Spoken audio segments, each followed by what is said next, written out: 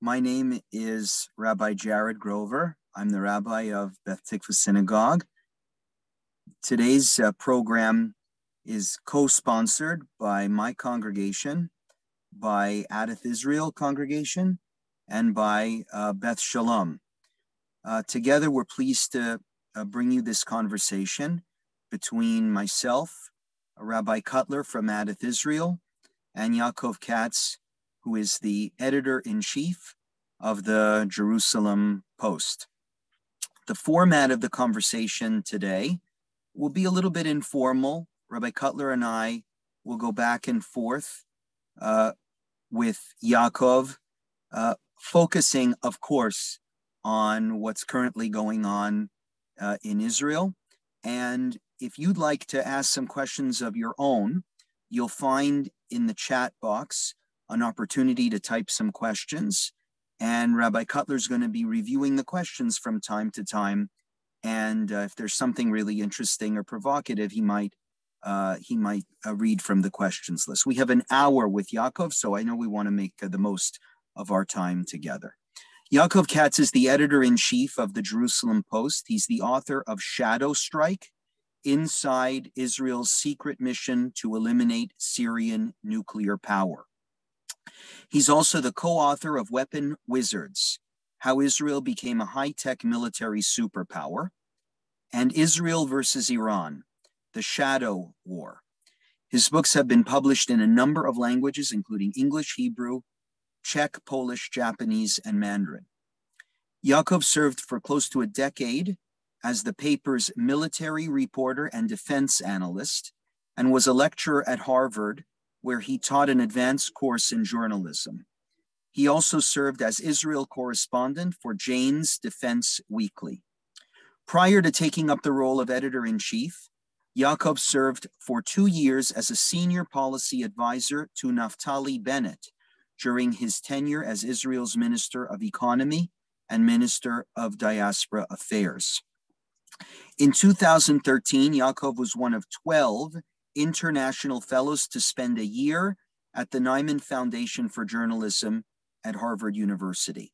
He is originally from Chicago. He has a law degree from Bar Ilan University, and he lives in Jerusalem with his wife, Chaya, and their 4 children. Welcome, Yaakov. It's great to be with you.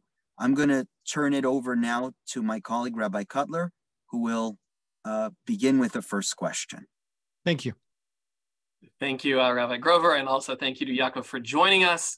When we started putting this program together a couple months ago, we had no idea what to expect.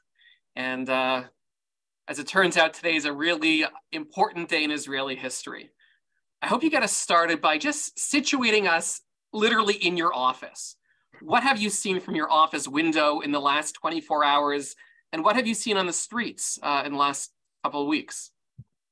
Well, it's great to be with both of you and to be with the entire Beth Tikva synagogue and some of the other synagogues that are joining us.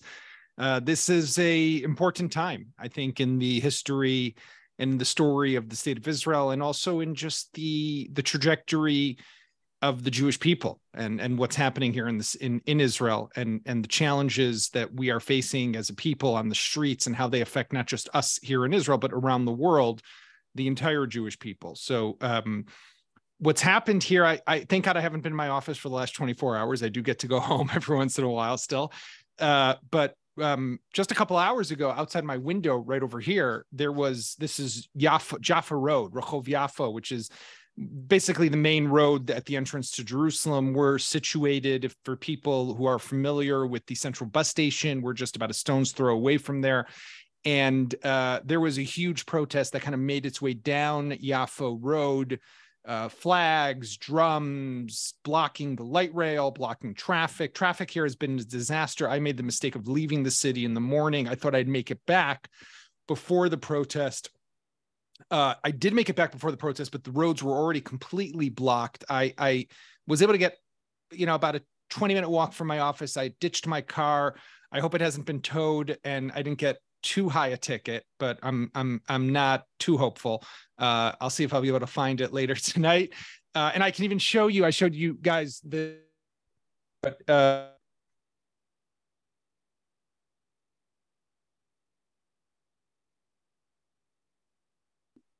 Yaakov, I think we lost your audio. you go. My mother and her husband landed from New York earlier today, just about an hour ago, and they couldn't get, for a couple hours, they couldn't leave the airport. And as you probably, many of you have read, there are protests now at the airport. It's part of the strike, the nationwide strike. So they were able to finally get on a train that dropped them off at the train station, which is right near here. But they weren't, how are they going to get their suitcases home? So my mother dropped them off here, and I told her, I'll hopefully get them to you at some point today, tomorrow, the next day, when roads once again are open and we can move around in the city. Thank you. What has been sort of the most exciting part of covering this as a newspaper? I mean, I think we have to zoom out for a moment and look at it from the wider context. This is not something that just happened 12 weeks ago when the Netanyahu government was formed, right? There were the elections on November 1st. Netanyahu built his coalition, and they came into office pretty much on December 29th. That was the swearing in of the coalition. January 4th, Yariv Levin, the justice minister, is a member of Netanyahu's Likud party, unveiled or rolled out the judicial reforms and basically outlined the 3 pieces of legislation that would be the anchor for the change that the coalition wanted to institute into the balance of power in Israel. January 7th, 3 days later, was the first protest. If you remember, it took place at the Habima Square, so just outside a theater in downtown Tel Aviv, and it was a rainy night, so the trademark of that protest was that all these people holding umbrellas, and it was quite impressive to see 20,000 or so people out in the rain, despite the bad weather, taking to the streets to protest what they saw as a turn away from being a liberal democracy. But why do I mention that is because the November 1st election was our 5th election in 3.5 years. So I think I look at this as an extension or as a continuation of this political paralysis that has overtaken Israel over the last 4 years or so, and has led us from one election to the next, has really gotten this country caught up in a state of constant mudslinging, of me telling someone else that their guy's wrong, my guy's right, vice versa. Imagine for a moment that every Shabbat meal, every Chag meal, every Seder meal, as we're about to all celebrate next week, please God, is marked by conversations and debates and discussions about these issues. So I look at it kind of in the wider context of how this didn't just pop out of nowhere. Israel is still stuck in the mud, right? And we have yet to really emerge from it. So what this has done is it compounded all of that. We at the newspaper have been doing our best to cover this political nightmare, for lack of a better word, that has overtaken Israel over the last few years. But I think that it's an exciting time. I mean, there's no doubt, it's exciting. It's riveting. It's action. It grabs you. It takes over your life. And I think a lot of us feel very engaged, but very connected. And on a visceral level, it's very much part of us. I think, by the way, you see that across the board for Israelis, right? When you have 300,000 people who are taking to the streets on a weekly basis, that's about 2.5% of our population. Canada's population is about 40 million people, right? So, I mean, imagine for a moment that you have 1 million people, right, who every week for 12 weeks straight are coming out and protesting in Toronto, in Montreal, in other cities, Ottawa, across the country, right? It's unheard of. I think it's unimaginable to certain countries. In the United States, to think of 8 million people, right? It's crazy, but that's what's been happening here in Israel, and that's because of this deep sense of anguish and distress that so many people feel here. Yaakov, early on, you said that the protests were about a feeling that the country was moving away from democracy. Can you help us understand why? I mean, we see this as an election that took place fairly. Why, uh, why why do people feel like Bibi's election put the democratic character of the state into question? So what I said was, first of all, I think that it's a potential move away from being a liberal democracy, right? I personally, people who have called and said throughout this process that Israel will stop being a democracy. I disagree with that. I think that we will, as long as we still have the right to vote, which I hope we still will have at the end of all of this, we will still be a democracy. We might not be a liberal democracy. We will become an authoritarian democracy. And I'll be happy to explain why. The reason is because, like in your system or other systems that we know in the Western and democratic world, we have three branches of government. We have the legislative branch, the executive branch, and the judicial branch. The unique characteristic, though, of the state of Israel, which is, by the way, not very different from Canada to some extent, is that with the parliamentarian system, so when there are elections in the Knesset and a prime minister is selected and forms his or her coalition, automatically there's no daylight between the executive branch and the legislative branch, because the executive branch is pulled from the coalition itself. So basically, whoever is prime minister controls both the executive branch, the government, the cabinet, and the Knesset through their majority coalition. Until now, what that has meant is that the one branch of government that can actually balance the other two out and provide oversight and accountability and preserve human rights and civil rights has been the court. Now, personally, I believe that the court has exaggerated some of its powers, has gone maybe a bit too far with some of its decisions, and taking over to itself in the interpretation of certain laws that gave it certain authorities and the ability to enter into different jurisdictions, and the question of legal standing. There's a lot that we could talk about, but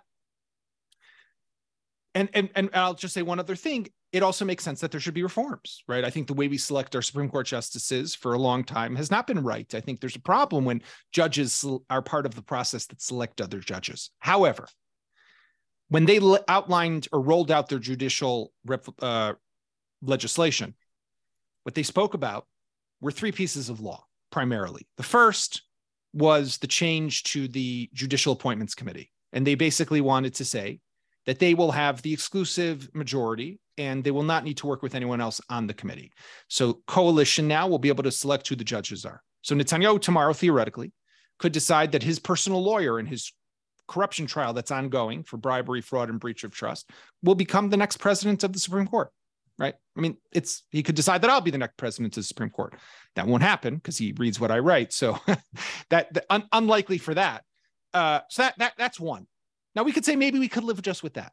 But then there's the second piece of legislation, the override bill, which, by the way, they often mention Canada when we talk about the override bill. And the override bill would give the Knesset the right to re-legislate laws that have been struck down by the court. Now that alone, you could also say maybe I could live with. But then there's the third bill. And the third bill that they want to legislate is a law that will basically allow them to legislate laws that they can make them immune from even the court's review. They would basically declare any law basic law. And because we don't have a constitution, we just have a group of basic laws that have been made into something of a constitution by the court. And they could decide this is a basic law and the court can't even touch it.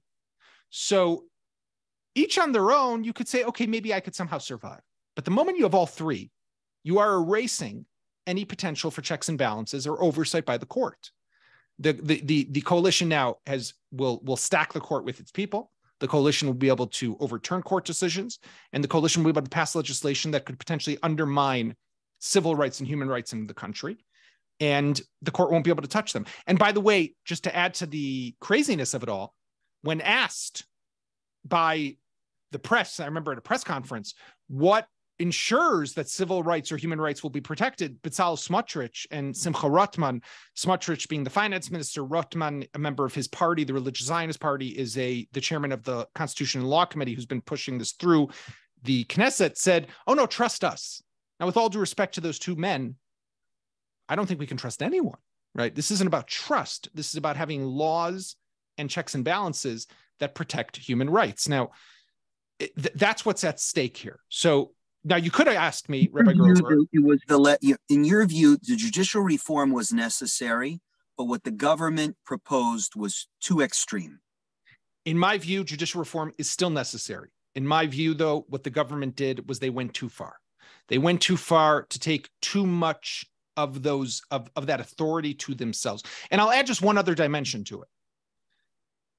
When you want to make significant changes to the balance of power in your government, because these are significant changes, no doubt, then you would think, right, I want to work with both sides of the aisle because I want this to last. I want this to stay in the next Knesset and for future governments and to change Israel for years and decades to come. So wouldn't you want to work with the opposition? Because what you're doing by doing it unilaterally is you're passing laws. Now, I don't know that Netanyahu will be prime minister forever, right? He might think he will be, but we all have an expiration date, and eventually he won't be prime minister, and you could get Yair Lapid or somebody else. So what will they do? They'll just overturn the laws. So what was the purpose? So the pendulum will just swing back. Why not? If you're really looking to do it genuinely, because you care about the state of Israel, because you want to change the state of Israel, make it better, then do it with the opposition. And that, I think, is just the perfect evidence or proof that this isn't about making Israel a better country. This isn't about strengthening democracy. This is about personal interests. And that's what's been the real motivation behind this, unfortunately, since the beginning. I'm glad you brought up Bibi speaking the language of this is the Canada law. The reference being to the notwithstanding clause in the Canada Act, which allows under certain conditions for governments to pass legislation that they knowingly and openly say contravenes the Canadian Charter of Rights and Freedoms. Canadian legal scholars have spoken out with respect to what Bibi is saying, most notably Erwin Kotler, a name known, I believe, probably to everyone who's on this webinar, saying that Bibi's, he's inaccurate. It's disingenuous that, in fact, this is not the same thing as a notwithstanding clause. Has Bibi in any way, it's a very Canada question, has he recently stepped back from this language, or is he just happy to say it's just like Canada?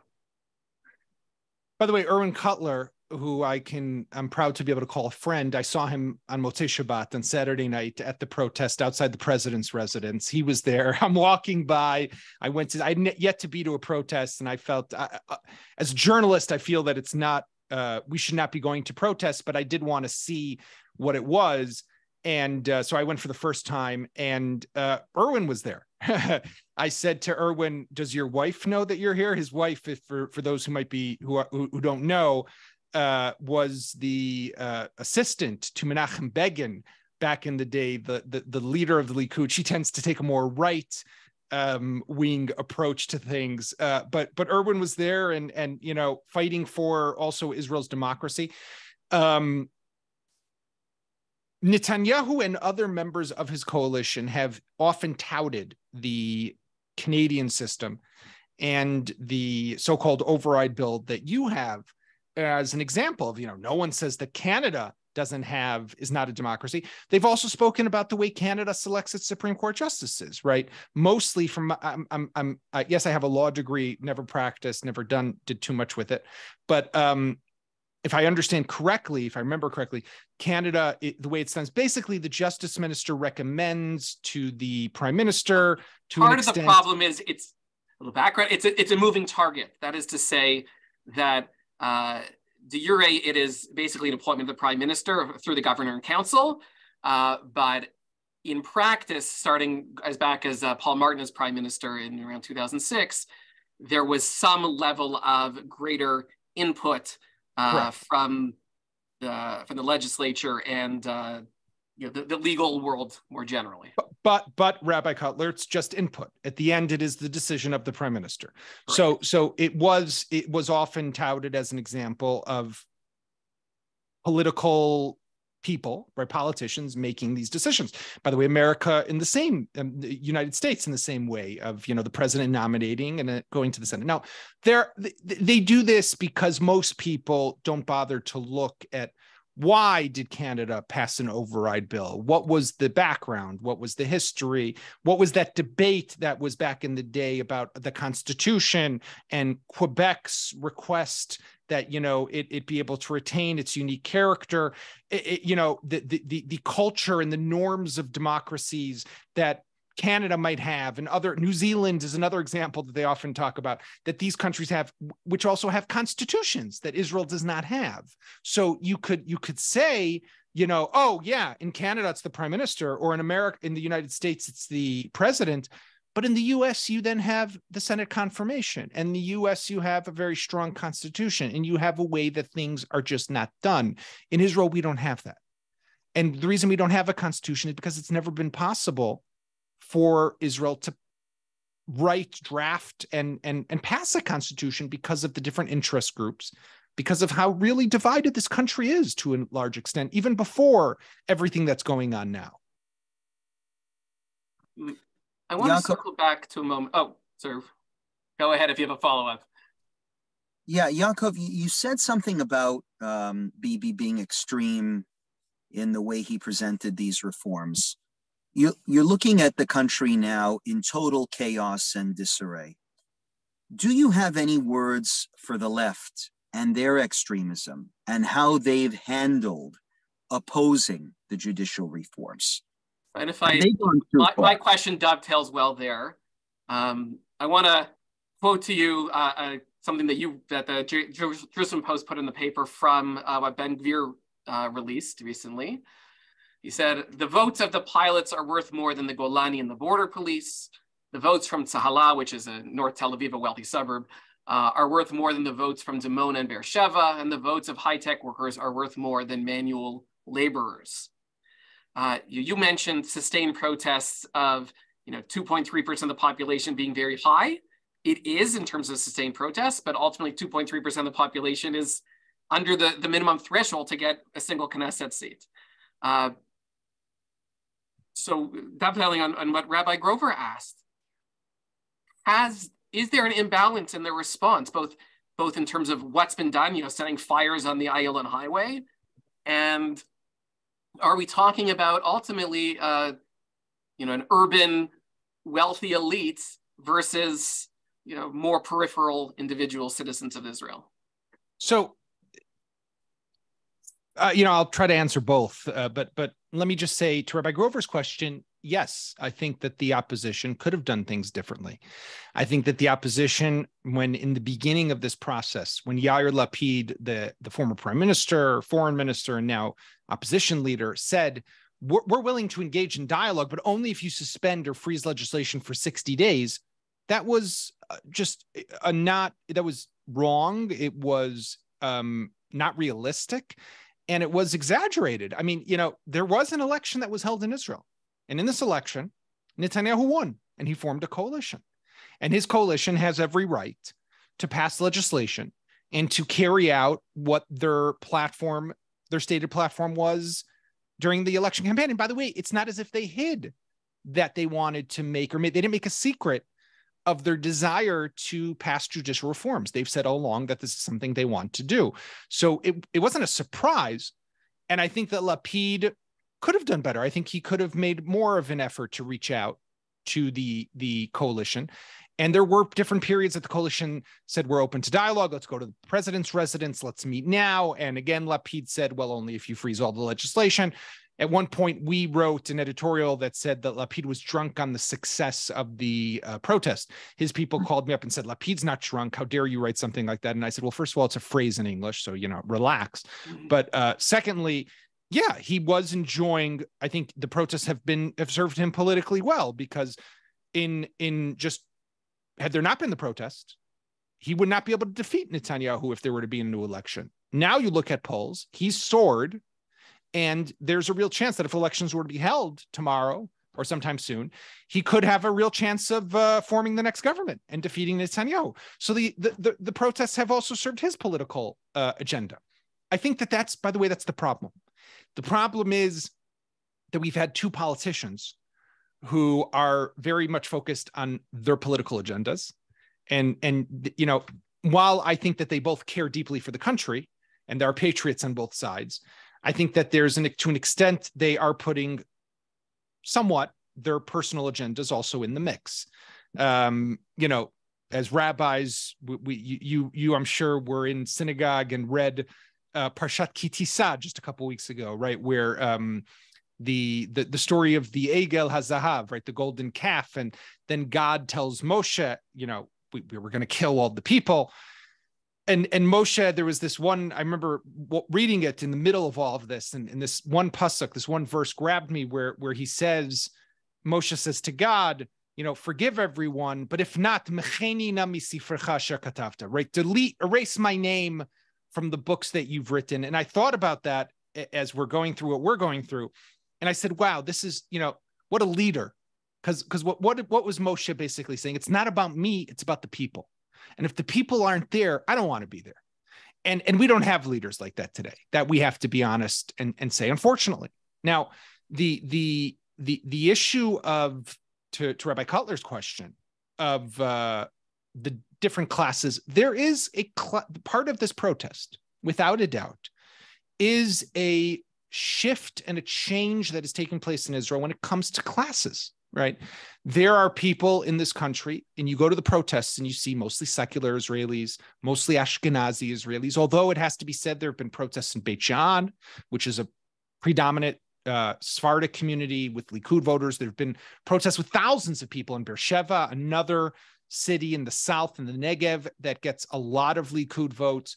There have been protests in Efrat, you know, a settlement in the Gush Etzion block south of Jerusalem. So you've had diversity of the different locations, but no, I don't think anyone can tell you that it's not predominantly secular, and probably people who, yes, did not vote for Netanyahu, and people who come from Ashkenazi descent.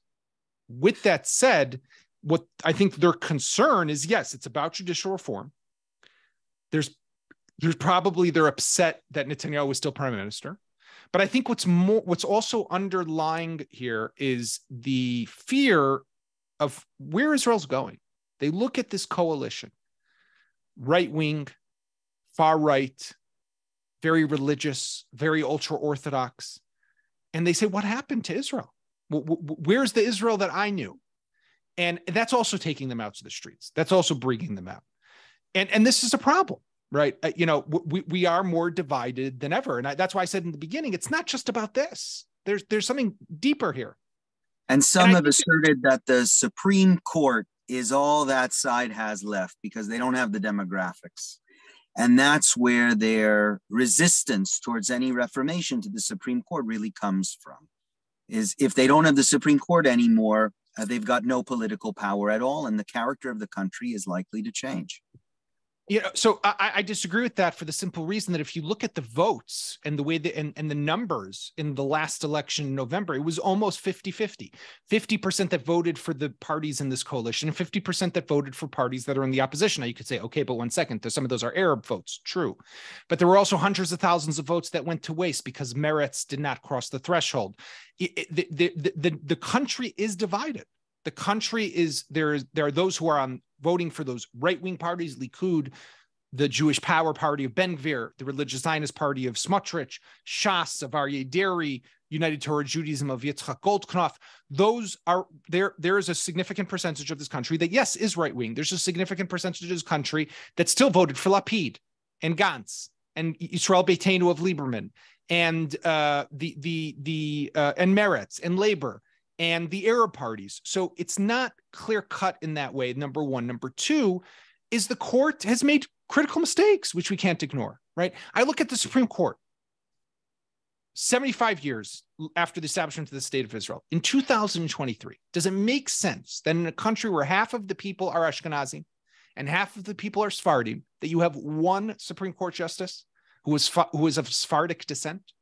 Does it make sense that in 75 years as a country, out of 72 or 73 Supreme Court justices, only 11 are of Sephardic descent? Come on, we can do better, and the court can do better and can be more representative, without a doubt in my mind, but not like this. This, in my view, this is not the way to do it. Right. The way to do it is to do it with consensus. The way to do it is, and by the way, they all agree. That's what it is. They all believe that the court needs to be more diverse. They agree that reforms are needed. They agree that the Knesset should have an override bill, but not with a simple majority, with a special majority, right? All of these reforms make sense. All of these reforms have the potential to strengthen Israel's democratic character and our democracy, but just not this way, in a way that you're steamrolling over and trampling the rights. Now, there is anguish on both sides. There's distress on both sides. You know, those first pilots from the 69th Squadron of the Air Force that said, we don't feel that we can continue to serve in reserves. I know these guys. These were the people who I wrote a book about them. These were the men who on September 5th, 2007, were told by their commander in the afternoon, after the cabinet had voted here in Jerusalem to attack a nuclear reactor being built in northeastern Syria, that they need to board their cockpits in a few hours just after midnight and fly off to Syria in a mission that defies imagination and destroy a threat of potential existential nature. And they did not hesitate for a second. And what were these men called? And these men, these airmen, these pilots, these navigators, what were they called? One minister in the Israeli government said they're cowards. Another minister in the Israeli government said that they're narcissists. A mouthpiece for Netanyahu in one of the media groups said that they are pus that need to be removed from Israel. Are we for real? Have we lost our minds? These are heroes. And this is how we're talking about one another. This just there is a problem that has taken over here. We have ruptured as a nation. As bad, as terrible as that sounds. Now, I could give you the silver lining if you'd like, but I think that this is a very bad moment for the state of Israel. Is your feeling that communities like ours in the diaspora, should we be taking a side? Should we have an opinion? Should we be public about our desire either to ask Netanyahu to withhold the legislation or to march forward? Or do we say this is an internal Israeli dispute and we hope that in the end everything will be resolved civilly with as little violence, but in the diaspora it is not our role to pick sides? Tell me what your thoughts are about that. Look, I can't tell you what to do, but I do think that you have a right to voice an opinion and to express that opinion. This is my personal belief. Not every Israeli will agree with what I'm about to say, but I believe that the state of Israel is not just the state for the people who live here. The state of Israel plays a role in lives of Jews around the world. That is our raison d'etre. That's an easy answer for an individual Jew. I'm asking about a community. I'm talking about we've been having a very active debate here about whether our federation should be taking a position in this debate. What are your thoughts? You speak primarily, I'm guessing, to an international Jewish audience. I'm saying, I believe, and I've written this, that I believe that because of the unique character of the state of Israel and the role that we play in the lives of Jews around the world, and because of the importance of this connection, of the sense of peoplehood that we, the Jews of Israel, have with the Jews of the world in Canada, in the US, and around the world, that we rely on you and you rely on us, that we need to hear from our fellow Jews what the consequences are of what we are doing. And it doesn't mean that we will change the direction. It doesn't mean that Israel has to listen to what you have to say, that we should stop or move forward or pause or change. But I do think that if there are to be consequences, if this is a move that will make people in the community feel that the Israel that they care for, the Israel that they pray for, the Israel that they yearn for is one that is changing its direction, and it will create this divide, that we should know that. And we shouldn't wake up tomorrow and find out that, the UJA or in case it's the UJA in Toronto or is stopping delegations to the state of Israel because of what's happened, and then there will be an easy way to write that off. They're all progressive, liberal, leftist, Israel haters. No, that's not true. And we should know ahead of time that there might be a price, and that's fine. We can calculate as a country and decide that that's a price we want to pay, but we should be aware of the impact that this has. Thank you. You spoke earlier about some of the challenges or concerns about specific pieces of legislation being open for opportunities for individual advancement. So appointing your personal lawyer, although interesting, his personal lawyer said he would stop being his personal lawyer if this passed, right. His personal lawyer to appoint him to the Supreme Court. And you may recall Bush Jr. did try to do that with Harriet Miers, his own personal lawyer, but because it wasn't an executive decision ultimately, it was pushed back and she was not ultimately confirmed. So concerns for Supreme Court appointments, concerns about the dairy law, right? It's legislation so that someone who had been earlier said it cannot be in cabinet can now be in cabinet. And now concerns about a National Guard being established under the purview of Ben-Gvir, which will keep the coalition together, provided this legislation doesn't go ahead, and it seems as if it's not, at least for the time being. What are the worries in terms of a democracy when there are exceptions or legislation that are made specifically for one individual?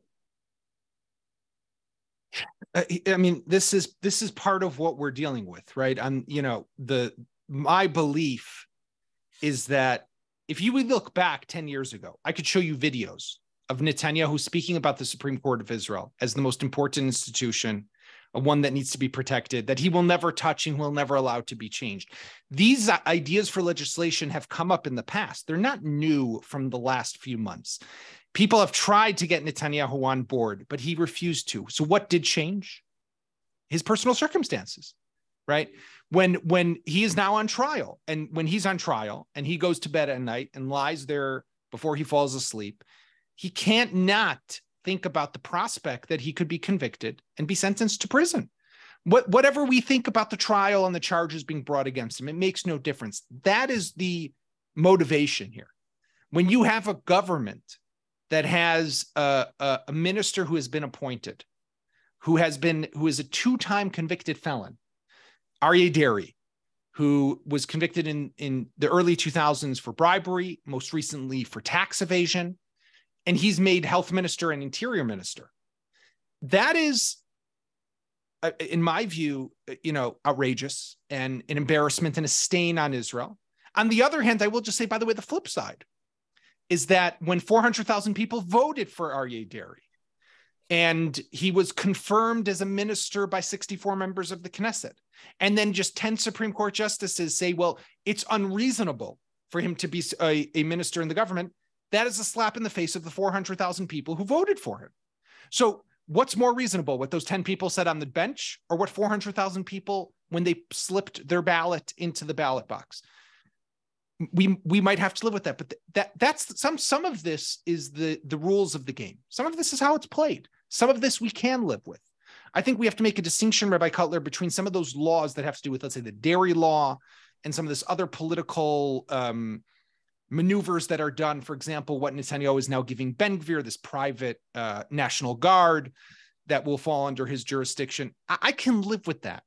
We've been, we've seen very controversial legislation be pushed through in the past. Don't forget the Oslo Accords were pushed through by Yitzhak Rabin in a government that relied on two members of Knesset who were bought off at the time by Volvos, right? They were made ministers and they got Volvo cars. That was the cars at the time that ministers got back in the 1990s. And we saw the disengagement from Gaza in 2005 and the way Ariel Sharon, who was then prime minister, bulldozed that through, right? Brought it to a vote of the Likud party, of all Likud members. And then when they said no, he said, I don't care. I'm still pushing it through.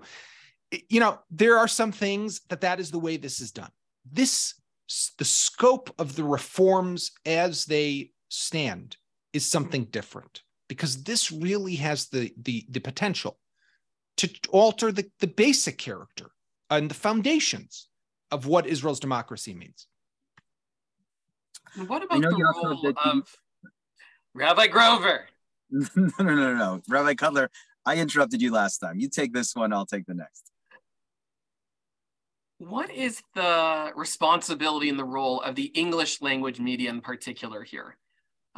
Jerusalem Post is certainly read by Israeli citizens residing in Israel, but is read by English speakers around the world. How do you see the role of the English media coverage in general, and of course, the current situation specifically? Look, I look at our role as twofold. On the one hand, we're a daily newspaper in the state of Israel, and we write for Israeli citizens who live here. On the other hand, I can't ignore the fact, and I'm proud of the fact, that we receive millions of readers who come from all over the world. Primarily, about 80% come from North America, come from your community, come from people in Toronto and all across the US and, of course, Canada. So we are also reporting to them. We have a responsibility, first and foremost, I believe, to the state of Israel, to the values of the state of Israel, and to the values that guide us as journalists who believe in serving as a watchdog for democracy, holding our government accountable, protecting the country from the different threats that it faces, and keeping this Zionist Jewish state, the Zionist dream alive, and this Jewish state strong and with vitality. With that said, some people might say, well, you shouldn't write negative stories because that will make Israel look bad in the world. I disagree. That is our role. Our role is not to make Israel look bad per se, but our role is to shine a light on what happens in this country and to give people the information and to let them make educated decisions about how they want to engage with the state of Israel. So I think that, yes, we have this maybe added responsibility to an extent, or burden, because we are the go-to news platform for many people who are outside of Israel, who don't know the issues, who could read something and think something that might not be with all the context that they need to understand the tough issue that they're dealing with. But we believe strongly in the country, in our identity as Jews in the state of Israel, or as Israelis, because not everyone here who works is a Jew. And we have Arabs on staff, and we believe strongly in keeping Israeli democracy strong and alive. Thank you. I was in Israel, just before I ask you this question, Yaakov, I was in Israel a couple of weeks ago, and we were speaking to a senior member of the Israeli government. And someone asked the question, what newspaper should we read living in the diaspora to get as accurate a portrayal as possible of what's actually happening on the ground? And the answer was, read the Jerusalem Post. So I know you've been at the helm for, you said 8 years, and that you recently announced you're stepping down. But yes, the message that I received, and the message I hear from many of your readers, is how much you brought to the paper during your tenure, how you've increased its readership and respectability. So congratulations, and we wish you the best in your future. Thank you very much. And stay with the paper. Leaving that aside, I want to go back to the protests.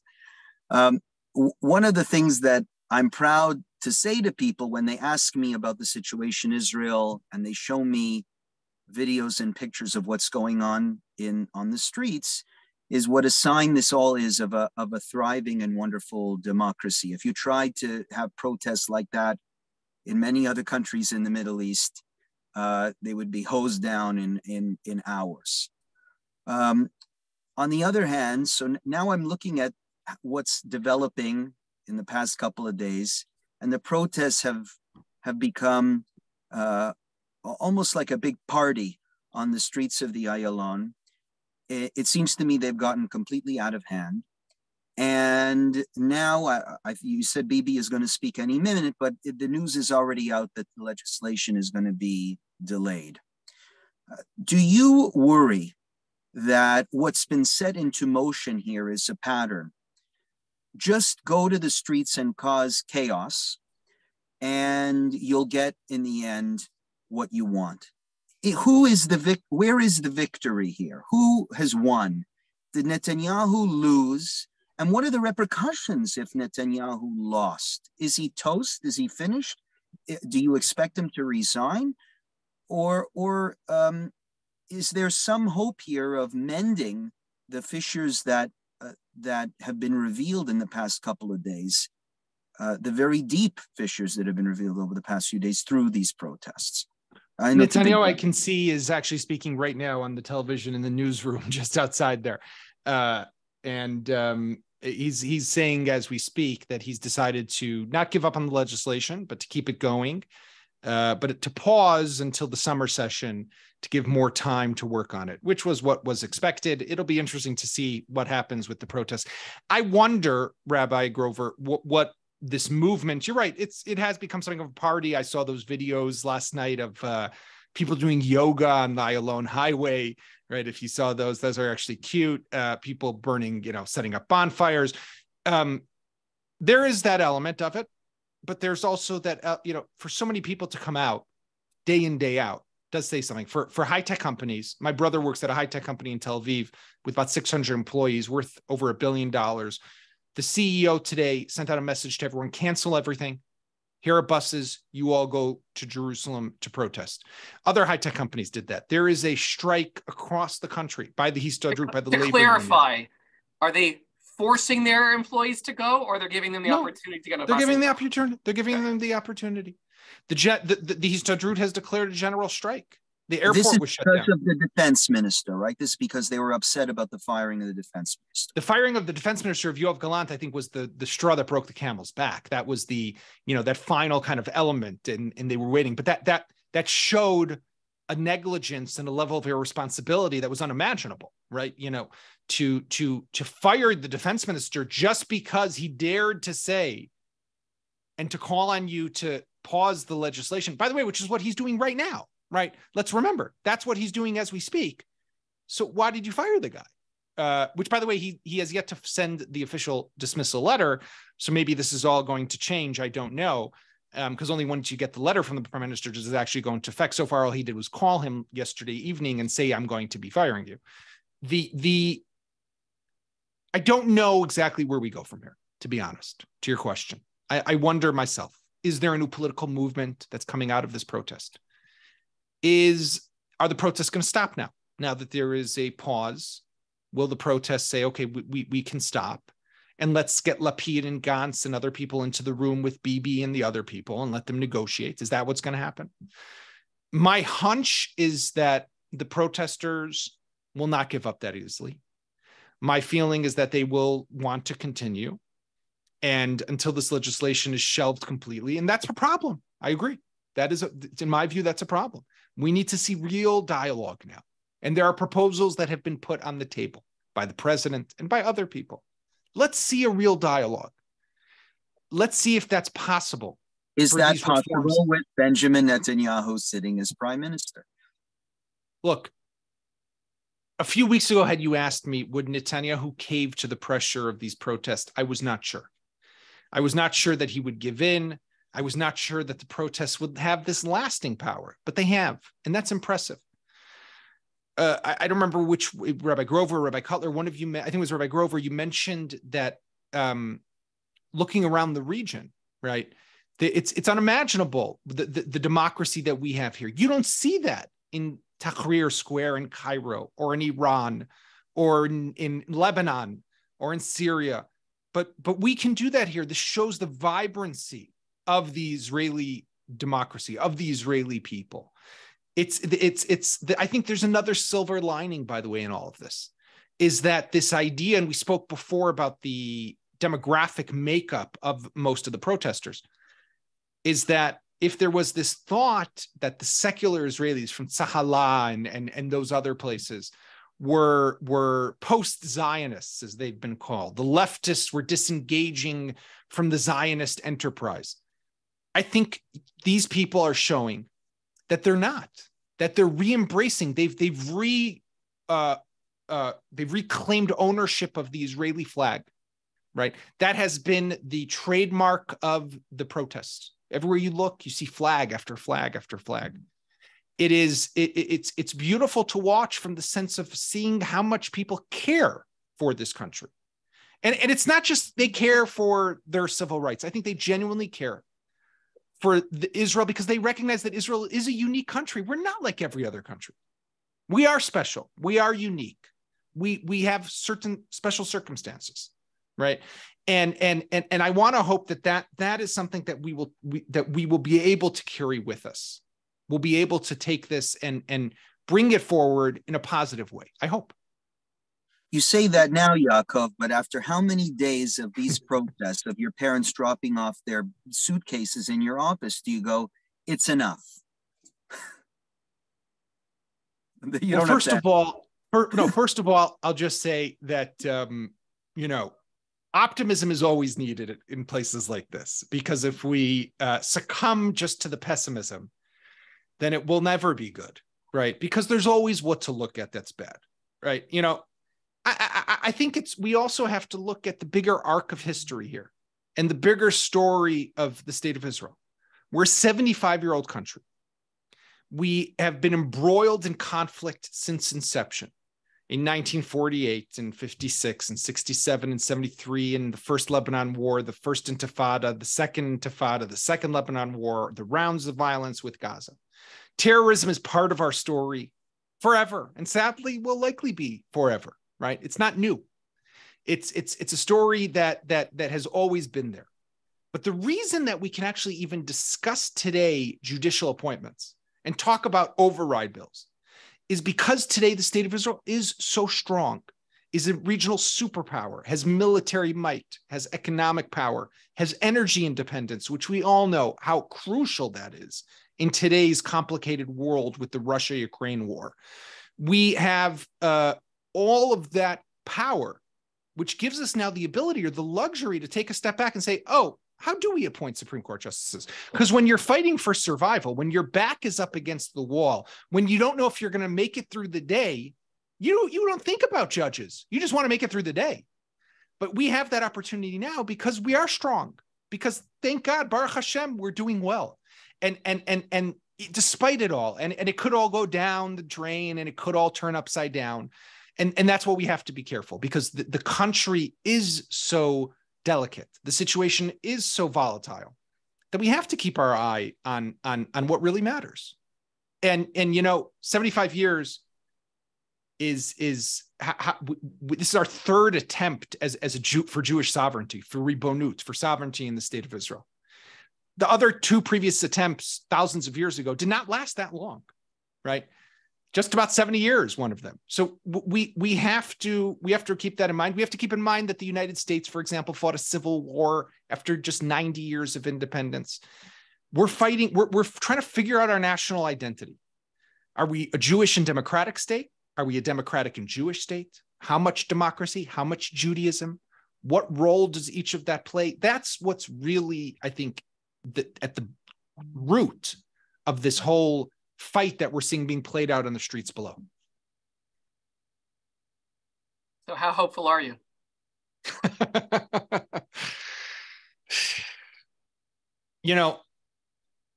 At the end of the day, I'm hopeful because I really believe that most people really want what's right for Israel. And I think that even if we do change, if some of these laws do pass, I think that most Israelis, most people understand that we're here and we're living in this country because we're doing something that's bigger than just ourselves. You talk to Israelis, they're unique people in the sense of they're the way they engage with you, the way they want to help you, the way they help one another. And yes, we are very divided, but the feeling of service, the fact that children, I have a daughter who's now in the IDF. I have 3 nephews who are serving one more elite combat unit than the other. I look at these kids, and I'm sure members of your community and children have come here as chayalim bodedim, as lone soldiers over the years and have served. Those kids who do this, they could get out of the army. They don't have to serve, but they decide to because they want to give to something that's greater than themselves. And I still feel that is in the DNA of Israelis. That is part of who we are, and it's ingrained in our identity. And I want to hope that will prevail. I want to hope that we will not lose sight of the bigger task ahead of us, which is continuing to build the state for the Jewish people and the Jewish homeland. It's a big job. It's not over. It's still ahead of us. And what's happening right now when we look back, I mean, we've all read books of history. We've all read, we read the Parsha every week. This is just going to be like a couple lines in a history book one day. Let's not forget there's a bigger story that's playing out before our eyes. Let's not forget that. Do you think there's any chance that a constitution actually comes out of all of this? Halavai, I wish, but no. Israel is let's not forget, you have your secular Israelis, you have your national religious Israelis, you have within your national religious Israelis, you have the Datim Lumim, and you have now this new, you probably heard of Chardalim, right? Charidim Lumim, which like Smotrich and Ben Gvir come from. You have the Charedim, but you have the Litvaks, the Lithuanian Charedim, you have the Hasidim, you have so many different, you have the Arabs, and among the Arabs, there's different Arabs. I don't see how that's possible today. I don't think that that's possible, but I don't know that we need a constitution.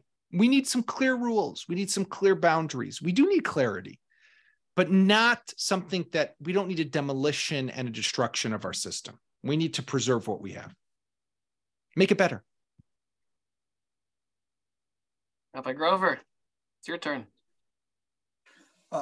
This has been wonderful, Yaakov. What can you tell me, just as we wrap up, what can you tell me about what tomorrow is likely to look like? Are the airports going to reopen? Is your brother going back to work? What's your call? I think it really will depend, what the protesters say, how they react to the prime minister's speech. I'm starting to see some of those responses come in, and they're not overly optimistic. People are, Gantz now, Benny Gantz, the leader of the National Unity Party, is speaking, and he's saying it's better late than never. He's actually praising Netanyahu's speech. But I think that we'll have to wait to see what these people say and whether they go into Let me rephrase. If you had Yair Lapid's ear right now, what advice? We've got a chance during this hour to learn about you and your hashkafa. What advice would you be giving to Yair Lapid? What message do you think he needs to give right now to the people on the streets? Go to Netanyahu's office, show up, knock on the door, ask to go in, and start talking.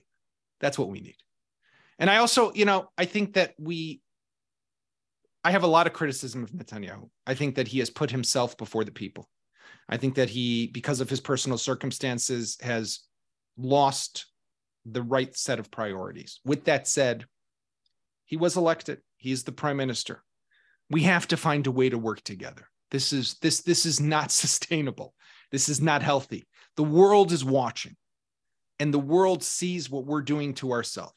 We can't ignore the fact that Iran, Hezbollah, Hamas, we have humongous, amazing challenges on the horizon that we will have to deal with.